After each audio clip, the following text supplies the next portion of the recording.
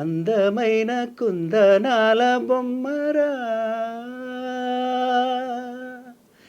చందనాల నవ్వు చల్లిపోయేరా ఏ ఇంటివనితో మరి నా ఎద మీటిపోయే చెలి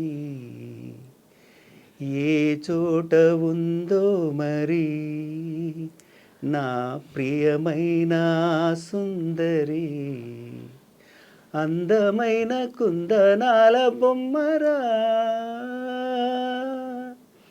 చందనాల నవ్వు చల్లిపోయేరా.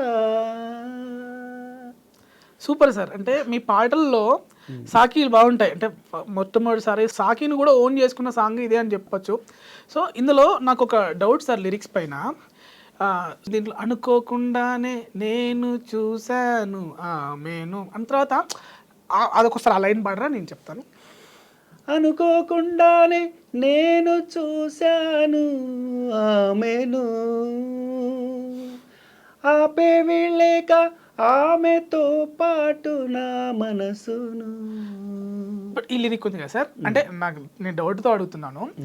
అనుకోకుండానే నేను చూశాను ఆమెను, ఆపేవి లేక ఆమెతో పాటు నా మనసు అని అక్కడ కంక్లూజన్ ఇవ్వలేదు కదా సార్ మీరు. అంటే ఇప్పుడు ఒక వాక్యం అక్కడ ఇన్కంప్లీట్ అని అనిపిస్తుంది నాకు. అయితే నా పాటల్లో ఏంటంటే ఇప్పుడు పాట మొదలైన నుంచి ఫస్ట్ పదానికి నుంచి లాస్ట్ పదానికి లింక్ ఉంటుంది.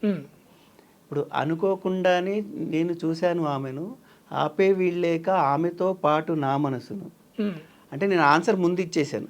అనుకోకుండానే నేను చూశాను కానీ ఆపలేకపోయాను, ఆమెతో పాటు నా మనసును కూడా ఆపలేకపోయాను. అంటే మీ లిరిక్స్ అర్థం చేసుకోవాలంటే ఆమెను ఆపలేకపోయా, నా మనసును కూడా ఆపలేకపోయానని ఆన్సర్ ముందు ఇచ్చి నేను ప్రశ్న తర్వాత వేసాను అనమాట. దాని తర్వాత ఎక్కడ నీ వెతకాలి ఆ ప్రేమను, చూడకుండా ఉండలేను ఏం చేయను, ఏమో ఏ మెడల్లో దాగి ఉందోరా.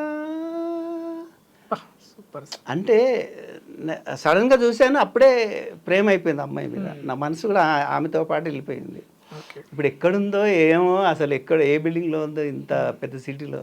నిజంగా సార్ సంపంగి పాటలు అంటే అప్పుడు నేను 90 కిడే కనుక అప్పట్లో చాలాసార్లు అంటే అప్పుడు ఈ మొబైల్ అవన్నీ లేవు కానీ ఎక్కడ పాట వినిపించినా టక్కున చెవులు అక్కడికి వెళ్ళిపోయేవి. అట్లా అంత మెలోడియస్గా ఉండేది, చాలా బాగుంటాయి సాంగ్స్.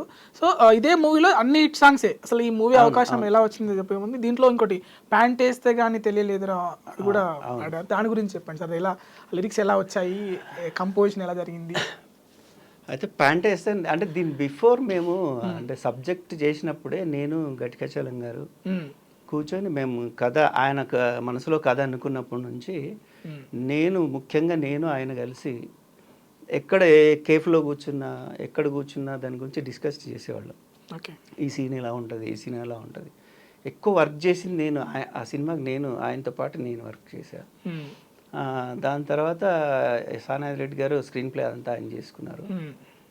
సో మేము చేసేటప్పుడే మేమిద్దరం కూర్చొని ఇలాంటి పాటలు ఉంటే బాగుంటుంది. అయితే యాక్చువల్గా అందమైన కుందనాల బొమ్మ అనేది ఈ సినిమాకి చేసింది కాదు. నేను ఒక చోట వెళ్తుంటే సడన్గా ఏదో ఒక ట్యూన్ వచ్చింది, దాని లిరిక్స్ నేను రాసి పెట్టుకున్నాను. సో ఏంటంటే నేను నా ఫస్ట్ సినిమా ప్రేమపల్లకి అయ్యాక సానాథ్ రెడ్డి గారు ఏంటంటే నేను అప్పుడు దానికి బిఫోర్ ఒక ఇన్సూరెన్స్ కంపెనీలో జాబ్ చేశాను బర్కత్పురాలో. సో ఆ ఫస్ట్ సినిమా అవకాశం వచ్చాక ఆయన ఇంకా నన్ను బాగా ఇష్టపడ్డారు అనమాట. బాగా టాలెంట్ ఉంది, మంచి సింగర్, మంచి కంపోజర్, నువ్వు నా దగ్గరే ఉండు, నేను మన కింద పోర్షన్ ఖాళీ ఉంటుంది ఇక్కడే ఉండు, నీకేం కావాలో నేను చూసుకుంటా, మనం వరుసగా సినిమాలు చేస్తాం కదా అన్నారు. సో మేము ఇంకా ఆయన బేసికల్లీ లాయర్ కదా, ఆ lawyer work and cinema work చేస్తూ ఎప్పుడైనా ఇంకా ఖాళీగా కూర్చున్నాడు మేము ఉన్న పాటలు పాడుకుంటూ ఎంజాయ్ చేసేవాళ్ళమాట. అలా పాడేటప్పుడు ఆయనకు ఈ పాట బాగా ఇష్టం, అందమైన కుందనాలు. మనం ఈ సినిమాలో ఈ పాట పెడదాము అని విని ఓకే దాన్ని అంటే కొంచెం లిరిక్స్ చేంజ్ చేసాం. అంటే ఇప్పుడు అనుకోకుండా చూశాను అనేది ఫస్ట్ లేదు, ఇప్పుడు సినిమాకి తగ్గట్టుగా అమ్మాయి వెళ్ళిపోయింది కదా, దాని తగ్గట్టు రాసాం అది. సో ట్యూన్ అయితే ముందు చేసిందే, పల్లవి అంతా ముందు చేసిందే. సో దాని తర్వాత దానికి ముందు చలం గారు నేను కలిసి ఇట్లా ఒక ఫోక్ సాంగ్ లాంటిది ఉండాలి మనం చేయాలి అంటే, అట్లా దాంట్లో కూడా కొన్ని పదాలు భయపడ్డాం మేము. అంటే లంగా వేయగా చాప మీదిగక మరి అంత డైరెక్ట్ అంటే బాగోదేమో, అప్పుడు ఇంత లేదు, చాలా సెన్సిబుల్గా ఉండేది.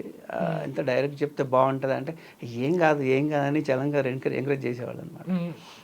అట్లా మేము అనుకొని తర్వాత అంటే అప్పుడు మేము మ్యూజిక్ డైరెక్టర్ ఏం అనుకోలే. ఫస్ట్ సినిమాకి కూడా నేను ప్రేమపల్లికి కంపోజ్ చేశాను, బ్యాచులర్స్కి చేశాను. సో చలం గారు ఫస్ట్ నుంచి చెప్తున్నారు, ఈ సినిమాకు మ్యూజిక్ డైరెక్టర్గా ఛాన్స్ ఇప్పిస్తాను నేను కంపల్సరీ అది. సో నాతో పాటు గంటాడి గారు బాగా క్లోజ్ చలం గారికి. గంటాడి గారు ఏంటంటే కొంచెం బిజీగా ఉండేవాడు వేరే సినిమాల్లో. మేమిద్దరం ఎక్కువ కలిసి ఉండేవాళ్ళం, అక్కడే సార్ వాళ్ళ ఇంట్లోనే ఉండేవాళ్ళం. సో మధ్యలో సానారెడ్డి గారు పిలిచి పాటలు వేయక అందులో గంటాడి గారు 2 పాటలు చేశారు. చేశాక ఇట్లా మీరిద్దరే మ్యూజిక్ డైరెక్టర్లు దీనికి కలిసి చేయండి అంటే, అయితే నేను కలిసి చేయను సార్, నేను చేస్తే సోలోగా చేస్తాను, ఈ సినిమా అన్నయ్య చేయనివ్వండి, కృష్ణ అన్నయ్య చేయనివ్వండి, నేను యాజ్ యూజువల్ నేను కంపోజ్ చేస్తాను కదా, సింగింగ్ మాత్రం నా పాట నాకే ఇవ్వండి, ఎందుకంటే ఫస్ట్ సినిమాకి నాకు మిస్ అయిపోయింది. సరే ఓకేనా అని అట్లా ఒక ఒప్పందం చేసుకొని లిరిక్స్ నా పేరు వేశారు, 3 పాటలు నేను పాడాను. అట్లా ప్యాంటేస్తే కానీ అనేది చలం గారి ఎంకరేజ్మెంట్ ఎక్కువ ఉంటుంది ఆ పాట. సో ఇప్పుడు ఫోక్ ట్రెండ్ నడుస్తుంది జనరల్గా. వరకుప్పల యాదగిరి గారు అంటే ఫోక్ రైటర్ అనుకుంటారు యాక్చువల్గా. ఇప్పుడు మీరు ఇన్ని సినిమాలు చేసినా ఇప్పుడు మీరు ఒక 20-30 సంవత్సరాల నుంచి ఉన్నారా ఇండస్ట్రీలో? 20 years అవుతుందా? 26 సంవత్సరాల నుంచి ఉన్నారు. ఇప్పుడు ఒక ఫోక్ సింగరు, ఫోక్ రైటరు అనేది తెలుసు.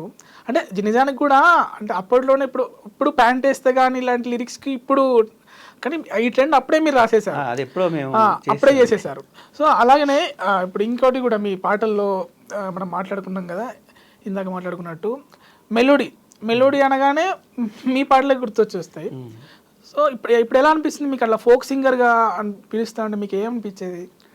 నేను అంటే చాలామందికి తెలియని విషయం ఏంటంటే, మేబీ నా పేరు వాళ్ళు అనుకుంటారేమో కానీ నేను ఫోక్ నాకు అసలు టచ్ లేదండి. నాకు చిన్నప్పటి నుంచి సినిమా పాటలే మెయిన్. సినిమా పాటలు విని పెరిగాను, సినిమా పాటలు పాడుతూనే గాయకుడిగా గుర్తింపు పొందాను. ఎక్కడ ప్రైజ్ వచ్చినా కూడా నేను అన్ని పాటలు పాడేవాడిని, మెలోడీ, ఈవెన్ క్లాసికల్ సాంగ్స్ కూడా పాడేవాడిని, శంకరాభరణం అలాంటి పాటలు అవి పాడినా కూడా ప్రైజ్ వచ్చేది నాకు. సో ఆ ఫోక్ అనేది నాకు టచ్ లేదు, యాక్చువల్ టచ్ లేదు. అది ప్యాంటేస్తే కానీ అనేది ఆ సినిమాకు నేను అది పక్కా ఫోక్ అని నేను అనను, ఎందుకంటే అదొక టిపికల్ ఫోక్. అది నాకు ఫోక్